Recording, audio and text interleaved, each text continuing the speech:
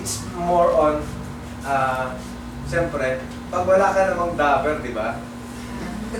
Paano ka magdadabing? Di ba? So, pag may dubbing ka na, dapat meron ka ng script. Di ba? From the script, lalabas yung boses mo. From the voice, nandun yung acting, emotion, and then the character. And then, from the script, you can identify what kind of language you have. Right? Now, all this, pag pinagsama-sama natin, ginawa ng isang tao is meron kang tinatawag na director na nagbibigay ng direction. So, dubbing direction. Okay? Ngayon, understand? Okay. Ngayon, pagsamahin ulit natin ito. Ito yung tinatawag na, what do you call this? Pag meron ka ng ganito, kailangan gusto ko ganito ang lingwahe, kailangan ganito ang character ng tatlong characters. That is what you call concept. So it's not a matter of, punta kayo dito, may dubbing. O sige, basahin mo yung linya mo. Hindi, sige, tryin mo pa. Sige, sumigaw ka. Acting yan. Sige. Dubbing na yan. Yan ang dubbing director. Translation before I forget. The do's and don'ts. Meron bang ginawa sa, may sinabi ba sa'yo sa balugan ito? The do's and don'ts of translation. Di ba may adaptation tayo? So, ibig sabihin, I'm sorry, nakalimutan ko rin. Nag-slip sa mind ko. Kung bakit meron tayong translation na may kasamang adaptation is para maiwasan yung tinatawag na direct translation. May direct translation, di ba? So, hindi naman necessarily na word for word mo ita-translate ang translation. Classical example. How are you going to translate? That's not my cup of tea.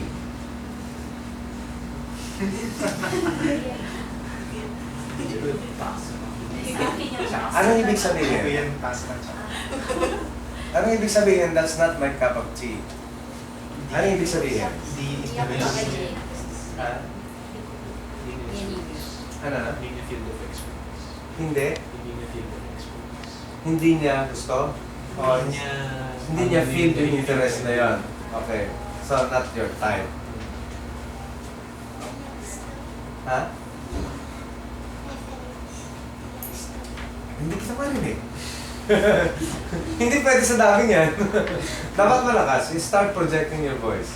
Hindi niya gusto. Hindi niya gusto? Okay. Ha? Ganun din. Ganun. And then, Hindi niya linya. hindi niya linya. Hindi niya po. Correct. Medyo asiwala para sa kanya kung hindi diretso na. Okay. That's right. What is, how are you going to translate?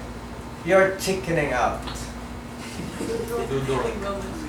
Bigla matalag mga. Naduduwag. Now, what is a translation that says, hindi yan ang tasa ng aking tsaa at minamanok ka na at umere. Ha? Sino Umere. Nangyari po ba ito? Nangyari. Oh my God. Umere. Matagal na. Matagal na. Hindi ko alam kung inedit yun, pero narinig eh. Narinig. Hindi yan ang tasa ng aking tsaa. Be careful. Kasi, sa mga, especially the Japanese and the Chinese scripts, they are very fond of using idioms. Okay, may mga idiomatic expressions sila doon na ginagamit. Ngayon, all you have to do is i-convert mo yung mga idioms nila dun sa mga existing salawikain natin dito. That's why, dun pumapasok yung adaptation. Para mas mapalapit dun sa viewers natin kung ano yung salawikain na yun. Napapalapit yung damdamin nila dun sa pinapanood nilang material. Diba?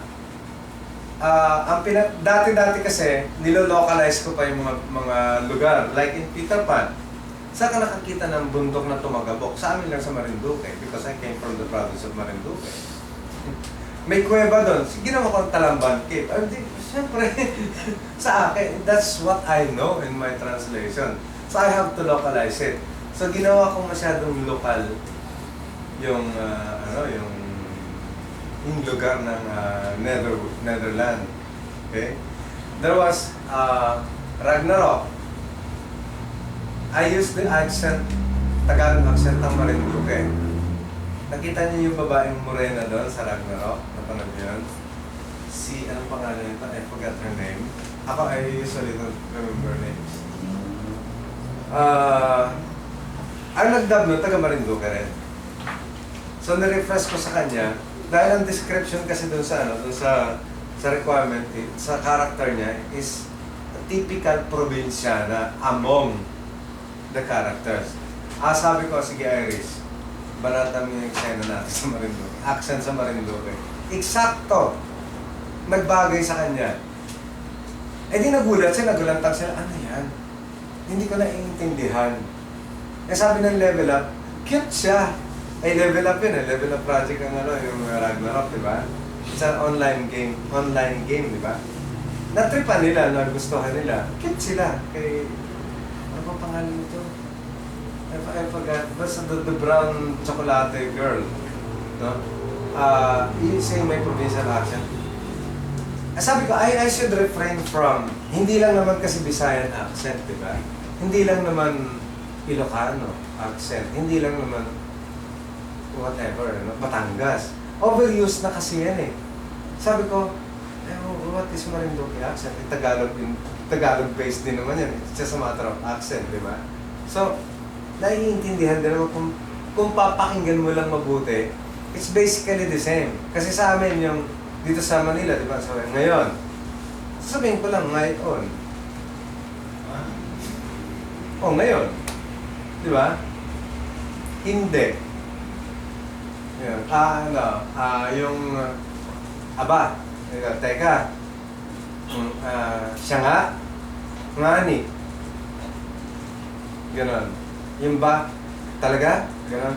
Baga. Siya nga ba? Ganon. So, may accent at kinukuha ko din yung lingwahe. Little bit, it's a dialect. That's the dialect, it's not a language. It's a dialect, an accent, tsaka in little terms in Filipino, translated.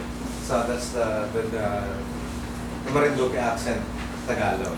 So, yun. So, wag ninyo gagawin yung direct translations as to verbatim talaga na titingnan mo na, intindihin muna natin kung anong pinagsasabi bago tayo mag-translate. Kasi siguro ang ginawa ng translator dito ay habang dinadaanan kita ng aking mga mata, kita translate lang kita kung ano yung sinasabi mo dyan. Di ba? Ganun na. Hindi man lang ba siya nag-isip na that's not my cup of tea. And you're chickening out. Nakikita ba siya ng manok doon? Yun yung gusto ko sabihin. So be very, very careful about that. Importante yan. Another thing, mga dangling sentences. Refrain from using dangling sentences sa translation kasi you're misleading the people. Ano ba yung dangling sentence? Pinapagulo natin. Ginugulo lang natin yung sentence, yung isang pangungusap. Na hindi na natin malaman kung alin yung subject, alin yung adjective na nagde-describe dun sa subject. No? Hindi na rin natin malaman kung alin yung predicate na kinakailangan i-describe natin. Okay, for example, ito din yung example ko kanina umaga.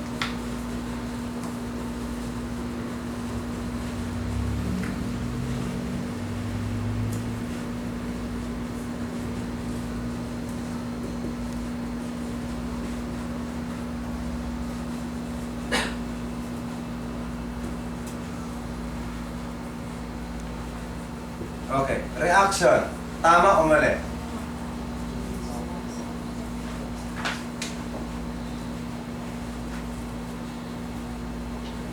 Yes or no? Tama o mali? Tama o mali? Tama o mali? Sino nagsasabing tama itong sentence na to? Taas ang kamay. Huwag nang mahiya. Sige. Isa, dalawa, tatlo. Sino nagsasabing mali? Mali. Sino pa? Isa lang. Mali? Mali para sa'yo. O, ngayon. Kung mali ito, paano natin ito itatama? Ano sa bahay? Ang malaking sila. Okay. Kunin mo sa gets. Kunin mo sa bahay ang malaking kutsilyo. Okay, sulat natin.